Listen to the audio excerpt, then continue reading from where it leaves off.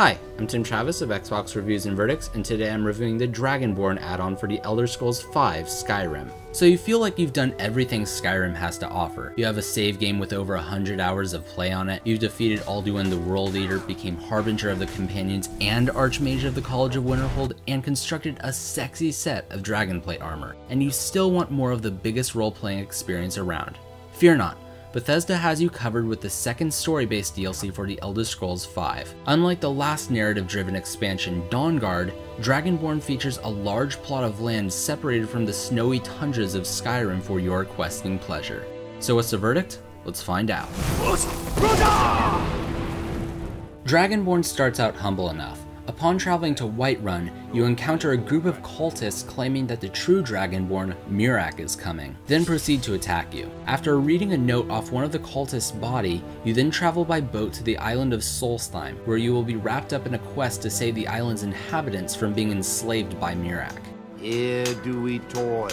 Unlike Dawnguard, which played out more like two guild quest lines, Dragonborn does not feature branching story paths, so it's a bit more along the lines of the main quest in this regard. What's surprising about this add-on is that it doesn't actually have a lot to do with Miraak, who you'd think would be the focus of the quest. The story places a bigger emphasis on Hermaeus Mora, the Daedric Prince of Knowledge and Fate. This aspect of the story, and traveling to Mora's realm Apocrypha, is compelling, but in the end, the story doesn't strike the best balance between the Daedric Prince and Miraak's ambitions, as we don't learn much about him or maybe even the very nature of being a Dragonborn. However, Dragonborn does offer a lot to do. The island of Solstheim is as sizable or maybe even a little larger than the average size of the 9 individual holds of Skyrim. The island has an interesting environment. The southern portion is predominantly arid ashlands, whereas the northern portion is similar to the tundras of Skyrim. However, the twisted Apocrypha is easily more eye-catching,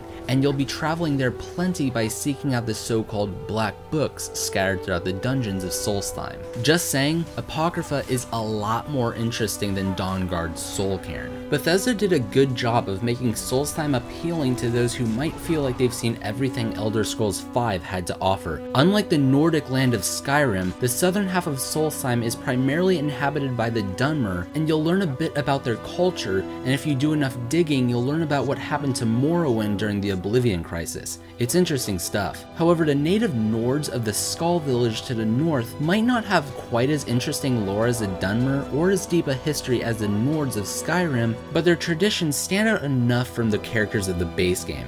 The best part is, there is plenty of new music and voice actors, so the base game's assets won't just continue to repeat like they would for the hundreds of hours players have poured into this game. The main quest would be pretty short if you rushed through it, but Dragonborn keeps you busy with an offering of side quests.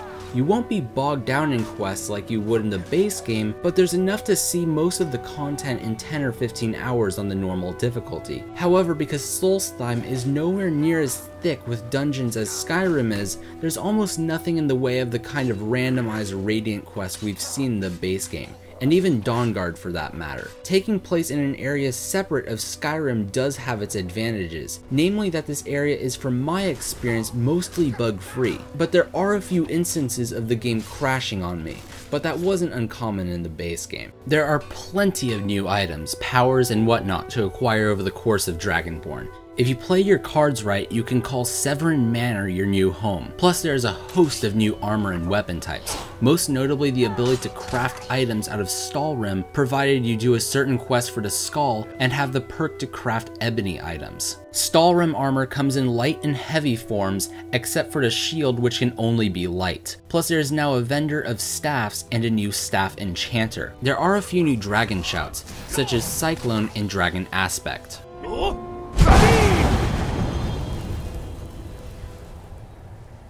One in particular will give you the ability to tame and ride dragons, but this is a mediocre feature at best. Dragon riding is incredibly rigid, as you don't have direct control over the dragon's flight path and can only have it attack certain targets, and even that isn't very satisfying. Dragon riding has long been a fan-requested feature, but this just isn't going to scratch that itch.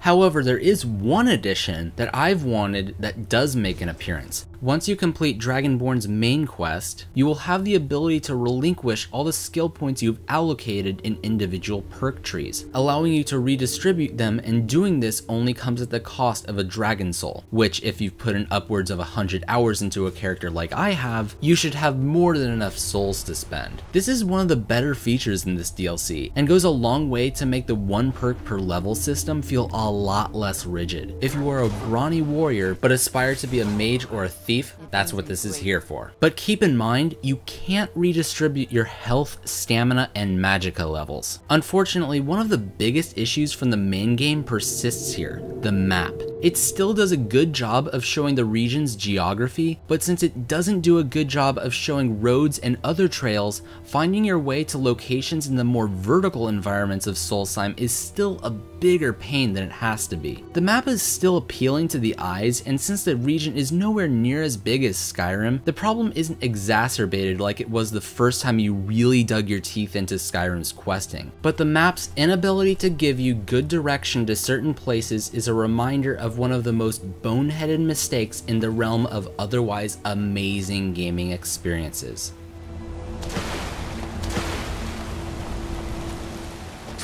Dragonborn might not have a main quest that is as satisfying as that of the base game, and the story of meeting the first Dragonborn ends up feeling somewhat empty. But with a new region to explore and extra opportunities to quest, adventure, and power up your character, this ends up being a largely satisfying DLC for one of the best RPGs of our time, and is worth the asking price of $20.